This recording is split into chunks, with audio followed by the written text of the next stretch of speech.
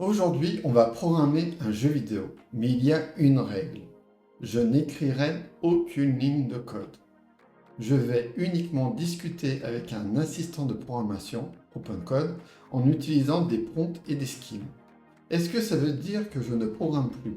Pour moi, absolument pas. Depuis le début de l'informatique, programmer consiste à expliquer à une machine comment résoudre un problème.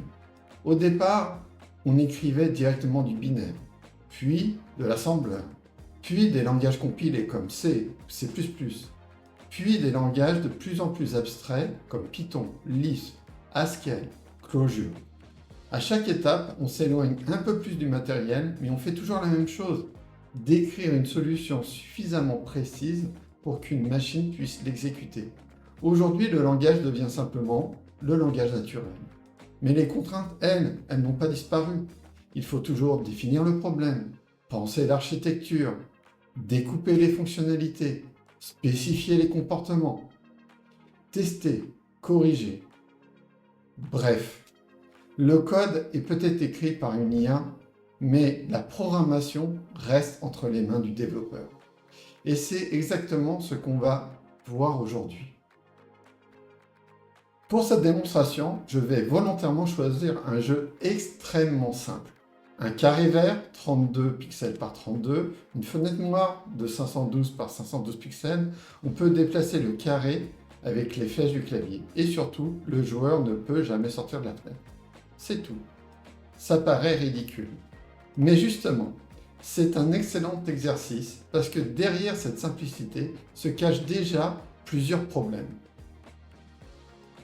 Gérer les entrées-sorties, mettre à jour un état, afficher une scène, empêcher les sorties de l'écran, organiser correctement le projet et surtout, tout ce qui vient d'être décrit va constituer notre première spécification, notre premier prompt. Avant même d'ouvrir OpenCode, on connaît déjà exactement ce que le jeu doit faire. La programmation commence ici, pas dans l'éditeur de texte. Je vais réaliser exactement le même projet de deux façons. La première est probablement celle que tout le monde fait lorsqu'il découvre un assistant IA. On ouvre une fenêtre, on décrit le jeu et on demande « Fais-moi ce programme ». Ça fonctionne. Enfin, au début. Très vite, on obtient un énorme fichier. Les responsabilités se mélangent. Chaque nouvelle demande modifie un peu plus le code existant. L'assistant commence à oublier certaines contraintes. Il réécrit des morceaux de code qui fonctionnent, ajoute des fonctionnalités qu'on n'a jamais demandées. Bref, le projet grossit et la qualité diminue. Le prompt devient lui aussi gigantesque. On finit par discuter davantage du contexte que du problème lui-même. Cette approche fonctionne très bien pour un prototype, mais elle atteint vite ses limites. La deuxième approche est beaucoup plus intéressante. On va apprendre à OpenCode avant de lui demander de programmer. Et pour ça, on va utiliser des skills. L'idée est simple. Au lieu de répéter les mêmes règles dans chaque prompt, on les encode directement dans les compétences spécialisées. Nos prompts deviennent alors beaucoup plus courts, beaucoup plus ciblés. Et surtout, chaque agent connaît déjà son rôle. J'utilise deux skills. Un premier orienté conception et un second orienté développement. Ces deux rôles correspondent finalement à ce que l'on retrouve dans une vraie équipe. Le premier skill est celui du designer. Il ne produit jamais de code. Son rôle est uniquement de réfléchir au produit. Il transforme une idée en backlog. Il écrit les user stories. Il définit les critères d'acceptation. Il met à jour la documentation. Et surtout, il raisonne toujours du point de vue du joueur. Ce qui est intéressant, c'est qu'il pousse également l'assistant à réfléchir au plaisir du jeu. Même sur un simple carré qui se déplace, il propose du feedback visuel, des petits effets, ce qu'on appelle le juice. On retrouve aussi une règle très importante, le designer ne touche jamais à l'implémentation. Il décrit uniquement ce que doit être construit. Le deuxième skill est destiné au développement. Lui, au contraire, ne réfléchit plus au gameplay. Il applique une architecture précise, une séparation entre le moteur et le gameplay, et le cœur de la simulation. Il insiste énormément sur un principe, séparer la logique du rendu graphique. Pourquoi? Elle devient testable, réutilisable et beaucoup plus simple à maintenir. Il impose également une architecture modulaire, des fonctions simples, très peu de classes, de l'injection de dépendance et une séparation claire entre les responsabilités.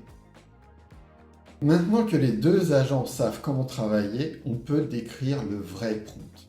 Je vais d'abord décrire le gameplay, la taille de la fenêtre, le carré, les déplacements, les limites, puis les contraintes techniques.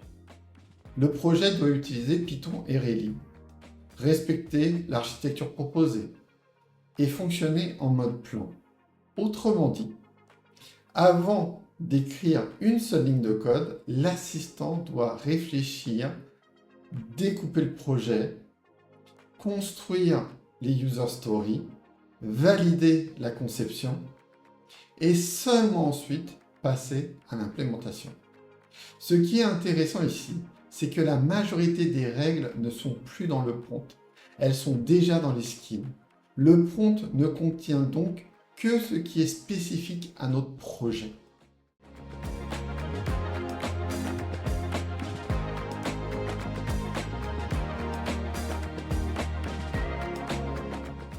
Une fois le plan validé, on peut commencer à développer. Et cette partie est probablement celle que je préfère. Au lieu de demander « fais-moi le jeu », on demande simplement « implémente la story numéro 1 ». On vérifie, on teste, on corrige les petits problèmes, puis seulement ensuite, on passe à la story suivante. Le projet avance progressivement. Chaque étape reste compréhensible. L'assistant garde le contexte. Les modifications restent limitées. Et surtout, on conserve toujours un projet fonctionnel. On ne construit plus un énorme bloc de code. On construit une histoire, une fonctionnalité après l'autre, comme dans un vrai projet logiciel.